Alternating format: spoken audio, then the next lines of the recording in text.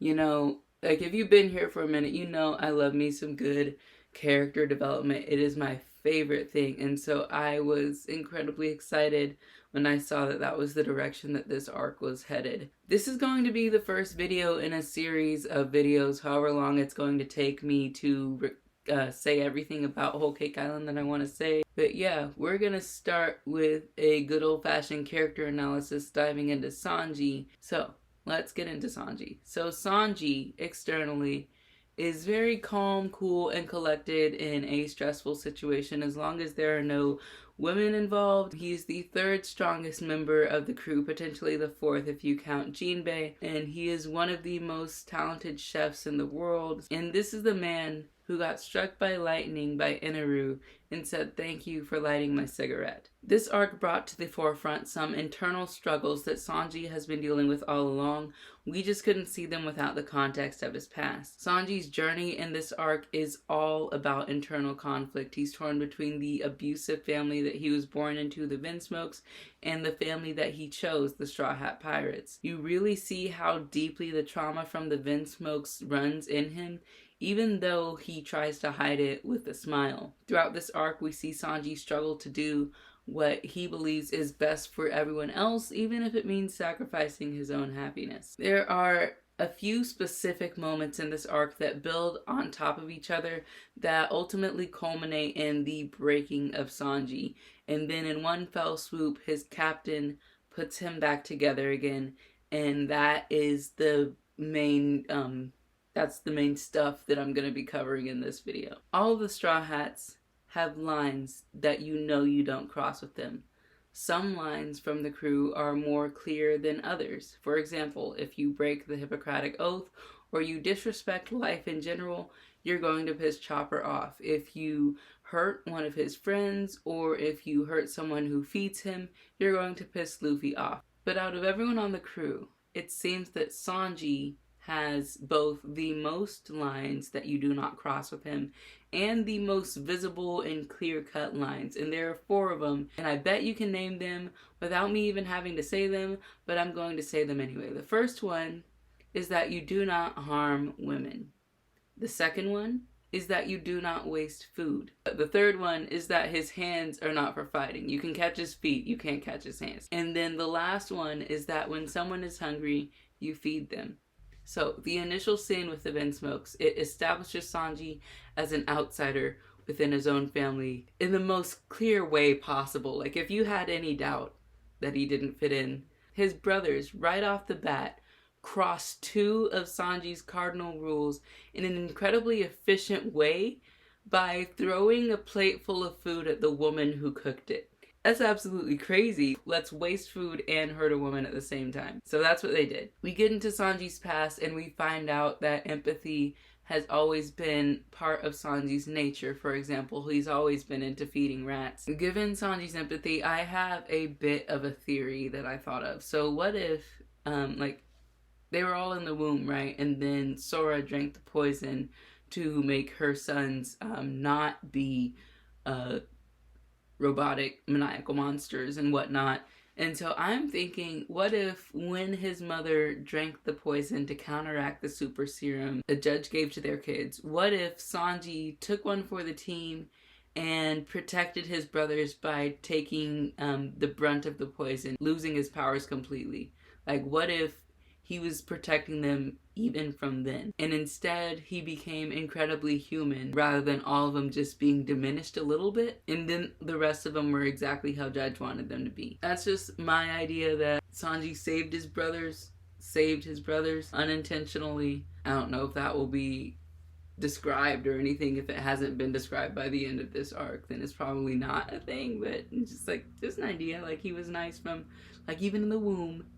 He was a kind person. And then side note, why is the hero that fights Jerma 66 named Sora? And then the mother is also named Sora? I just thought that was interesting, and I don't hear anybody talking about it or saying anything about it. So yeah, what's that about? Due to his circumstances. Sanji grew up as the runt of the litter, if you will. He was an incredibly talented little boy, however, not in any way that his father valued, and thus he was physically abused by his siblings, pronounced dead by his family, and locked away in a cell. Back to the present, and they've beaten Sanji, and even as an adult, they've beaten Sanji and put handcuffs on him that will blow up if he tries any funny business, and that also breaks the third rule of Sanji's life: the hands of a chef are sacred and shall not be harmed. And on top of that, they threaten Chef Zeph and the Baratier and the Straw Hat crew, saying that they'll hurt them too if he doesn't do what they want to do. So when you take into account all of these things, how empathetic Sanji is and how oppressed he feels by his family and Big Mom, even the most logical part of his brain can't find a way out. But instead, his logical side is kind of going towards the safest route for everybody else. He's thinking, hey, all I gotta do is marry this pretty girl, and she kind of likes me too, so that's a plus, and if I just give up, then everyone I know and love won't die. So in writing this analysis, I thought of a way in which Sanji could be read in this arc, and I say could be because I don't 100% agree with it, and I'm still trying to figure out why not. But in this arc, someone could interpret Sanji as having high-functioning, chronic, low self-esteem. And I'm talking about like Izuku Midoriya level low self-esteem. If you've seen My Hero Academia, you know that Izuku Midoriya is a character who is selfless to a fault. He will fight to the point where he is physically broken in order to save other people. And it's almost like he doesn't even care for his own well-being as long as he can save other people. So I'm thinking Sanji could be read in that way, so let me break that down. High functioning. Like I said before, Sanji is very talented, and he knows it too. He smiles, he is a leader on the crew, he asserts himself, he calls other people out when they're wrong. And then the low self-esteem part, despite all of this, I think there might be a part of Sanji that thinks I'm replaceable and nobody really needs me. So why do I say this? I'm not sure that I have too much evidence for this, so that's why I only halfway believe it. But Sanji is always quick to go off by himself and isolate himself. At least he was in pre-time skip. Most of the time, I didn't notice that Sanji was gone from the story until he was coming back, like when he called Crocodile and told him that he was Mr. Prince, or like when he went ahead to catch the train before everyone at Water 7, or when he sabotaged the gates at Enies Lobby. He functions very well as a lone ranger. And lastly, he tried to stand in place for Zoro when nothing happened in Thriller Bark. Sanji is the cook of the crew, and Zoro is the protector of the crew. So Sanji interfering at that point was like Zoro trying to step into the kitchen. Like, what are you even doing? Like, Sanji, I was always a bit confused. Like, why isn't it like so clear that like Zoro's like the guy to do, like, why would you interfere with that? The Thriller Bark incident, that was the main thing that made me think that Sanji might think that he's replaceable. He was saying, like, I fed the crew, now I'm gonna feed the worms. I was like, what are you even saying? Like, come on. Like, what are you even doing? And so it's almost like Sanji is constantly thinking, like, what can I do to help? Which doesn't translate to low self-esteem unless you're thinking, all I can do is cook and kick, what else can I do to help? But on the other hand, it could also be read as, let me think, what is my team overlooking that I could do to help? That second view portrays him as confident in his ability and logical, especially when you consider that he's the one who told Sniper King, I'll do what I can do, now you go do what you can do.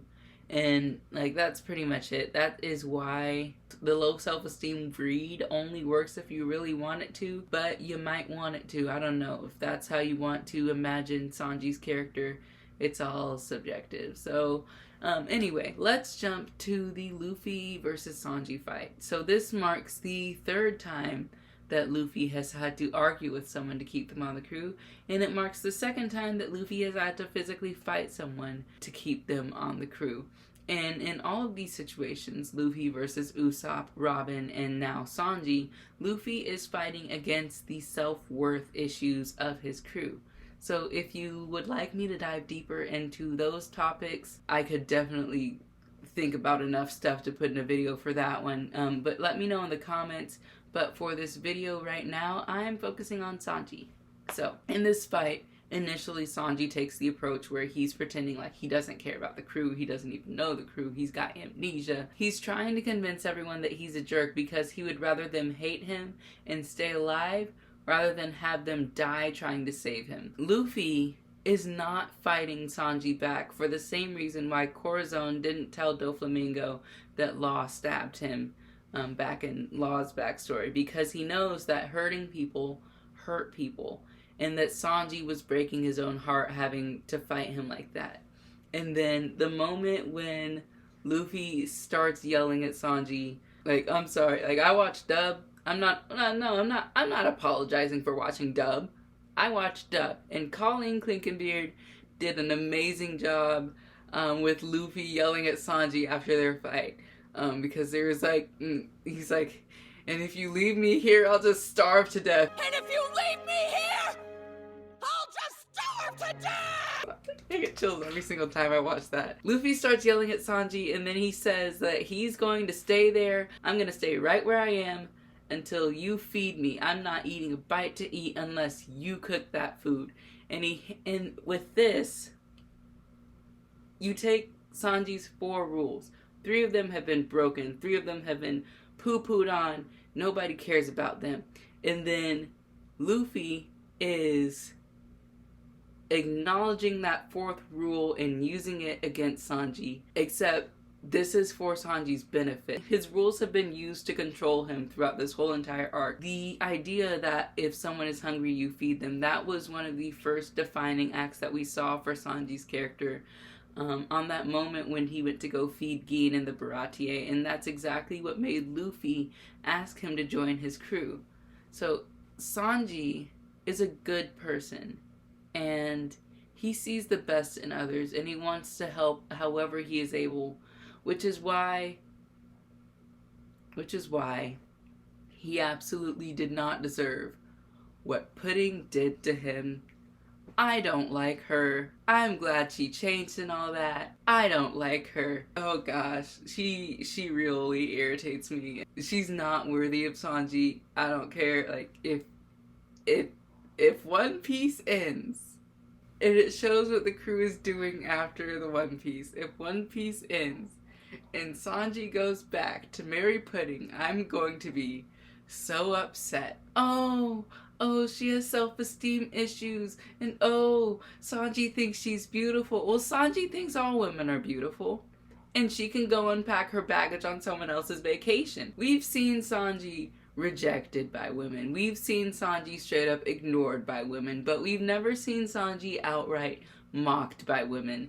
And he was being mocked for his genuine efforts to form a relationship with Pudding, and she was his only solace, his salvation in this bleak situation. And then he finds out that it was all just an act, and they're all going to kill everybody anyway. And what makes this moment so darn sad is that he's standing out in the rain, and he can't even light a cigarette. Like, everything has been taken from him. This is the most alone that we've seen Sanji, when he has no one and nothing, and he's just crying in the rain. This is the moment for him that was the same as Luffy banging his head on the ground in Sabaody. This is the moment where it's the same as Nami stabbing herself in Arlong Park. This is Sanji absolutely broken, when everything has been taken from him and his friends have been pushed away. And the next moment that plays out is actually kind of funny to me, because it was just one of Big Mom's children who was just strolling down the hallway, and he sees Sanji sitting there with his basket of food, and he's like, "Oh, some food. Like, hey, boo-boo, let me get a look in that picnic basket." And Sanji's not having it. Sanji kicks him into a wall. Homeboy, like, he doesn't know what's going on. He's just walking down the hallway. He just wants some food. He sees a basket full of food. He's like, what's in that basket? Dude's sitting right there. He doesn't care. And then he starts digging through it. Ooh, a meat stick. Ooh, a burger. And then Sanji just gets pissed off. And Sanji knew that food was Luffy's food. He knew in his heart, even though he was cooking it for pudding, he knew that he was making stuff for the Straw Hat crew. Sanji comes to the realization that Luffy is still allegedly standing there out in the rain, not eating any food because Sanji hasn't made him anything yet. This next part is so beautiful to me because it mirrors the exact same circumstances as when baby Sanji went and brought his mom some food. Because he dropped it in the rain, it got attacked by dogs, and by the time that it gets to the designated owner, it is absolutely rancid food.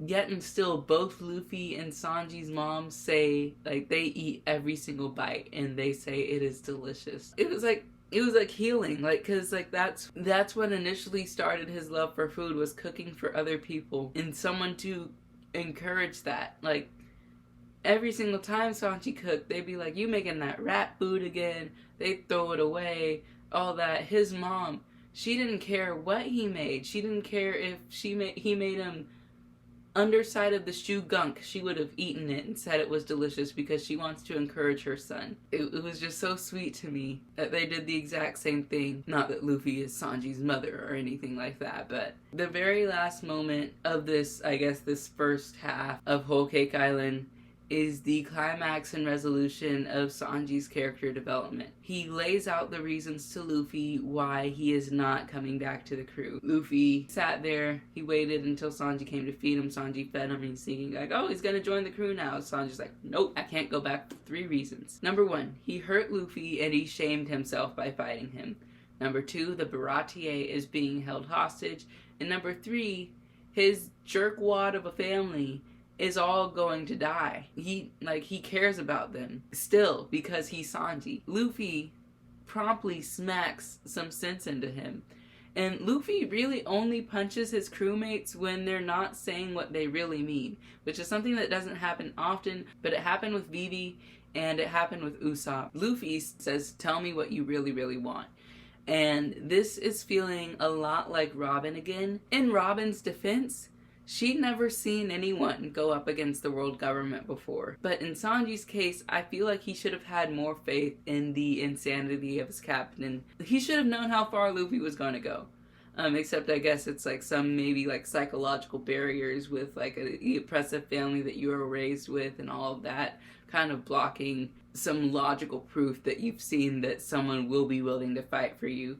I don't know if there's any type of study on that, but it's probably some type of syndrome, I'm thinking. Luffy is so emotionally intelligent that he saw through Sanji's act, and that's why he punched him. He says, like, I asked you what you wanted to do. I didn't ask you for the reasons why you can't do what you wanted to do.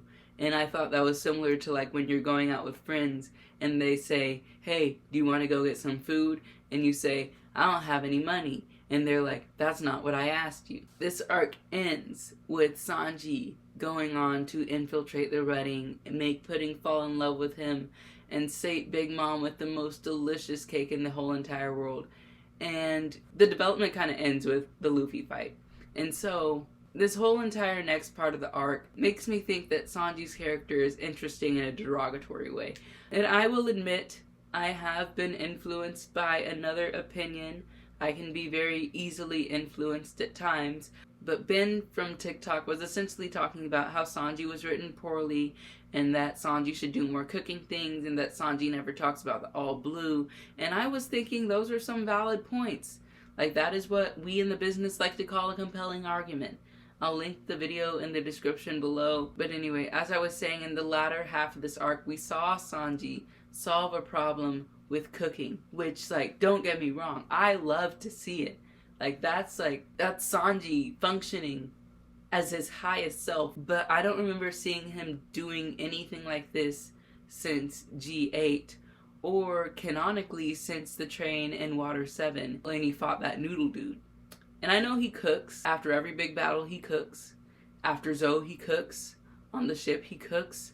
But as a chef character, he's cooked. Like, having Sanji present to feed people is a passive buff. Because he'll walk out of the kitchen with food, and everyone will say, thank you, Sanji, this is delicious. Therefore, he's cooked. We didn't see him do... I'm not saying... Okay, I'm not trying to say, like, he's not in there cooking. I'm saying that us not seeing him cook is a robbery of the character. Or it's like, what if whenever Chopper wanted to do some type of doctor thing, we don't see him figuring out how to solve a problem. We just say like, oh, send him to Chopper, and Chopper's in some back room being a doctor, and then they come out and they're all better. Like that's kind of what I'm getting at as with what's going on with Sanji's cooking. He's fulfilling his role as a chef, but we're not seeing him do anything other than bring food out of the kitchen and go buy groceries, and maybe he's standing at a stove shoveling it around a little bit. As far as like being a chef being important to his character, you don't see that much of it. Or like he's not incorporated into his fights or anything like that. And like, I'm not like, ugh. You know what? Maybe I am complaining. Maybe it's okay to complain. I don't complain enough about anything ever. This is a crazy world. One Piece is a crazy world. It's not like I'm asking Robin to find a way to fight with archaeology or anything like that. Or like fight with some skill that can't be used as a weapon. Nami fights with the weather all the time. Nami had a weapon invented so that she could weaponize weather. Chopper has had to come up with vaccines for all kinds of doctor stuff before. Frankie has had a situation in which he had to build things in the middle of an arc in order to get to where he needs to be. Frankie's always using his inventor skills to upgrade himself, upgrade the ship. We see him doing those things. He uses different tools on his body to showcase his engineering capability. Brook has used music while he's fighting to like lull characters into a sleep, make them delusional. Zoro can cut everything. Even Usopp has utilized his cowardice. Like he's weaponized his cowardice in order to lead people into a fake sense of security. And he's used strategic thinking to win in a fight. So if anyone can come up with a situation in which cooking is the solution to a problem, it's Oda. Yes, he did that in Whole Cake Island. But I'm saying we haven't seen that happen since Water 7 or G8. In a situation in which it's not like monotonous. Like Chopper doesn't solve problems by being a doctor all the time. That's not always the solution. But like we don't need to see it like every single arc or anything like that. But I can count 3 instances in which Chopper has been a doctor and that has been the solution to the problem. Like it would just be nice if we had a couple more instances in which cooking was the solution to a problem. Like Sanji's fighting a dinosaur and he starts a fire and he's like, preheat the oven to 450, tenderize the meat, and let it marinate, or something like that. I don't know. I really like Sanji, especially a lot more since this arc, except I'd like to see a little bit more done with him, is all I'm saying. Another point on this part, but when Kuma sent everyone away, they all went to an island that would help them better their skills. Like Zoro went to Mihawk, Nami went to the weather island. Robin went to the Revolutionary Army to learn more about history that was hidden and whatnot. Frankie went to Vegapunk. Chopper went to learn more about doctoring. Everyone went somewhere that was specific to the role that they fulfill on the crew. That is everyone except Sanji. Sanji went to the Kamabaka Kingdom, which specifically played on the gag side of his character that is obsessed with women. And so, like, yes, when he went there, they said they would teach him, like, he would have to fight them in order to learn these special recipes that would help improve the fighting capabilities and endurance of the crew. But then my question to the audience is, name one of those recipes. It is a passive buff. Like, we can only assume that he's gotten better, but it has not said anything outright. Not once has a crewmate said, dang Sanji, what'd you put in my sandwich? Like, everybody else frequently utilizes what they learned in the 2 years when they were away, except Sanji, because the only thing that we know for sure that he learned was Skywalk. I guess I said all that to say this arc made me appreciate Sanji more, but it would be nice to see his cooking at the forefront of an arc that is not entirely about him.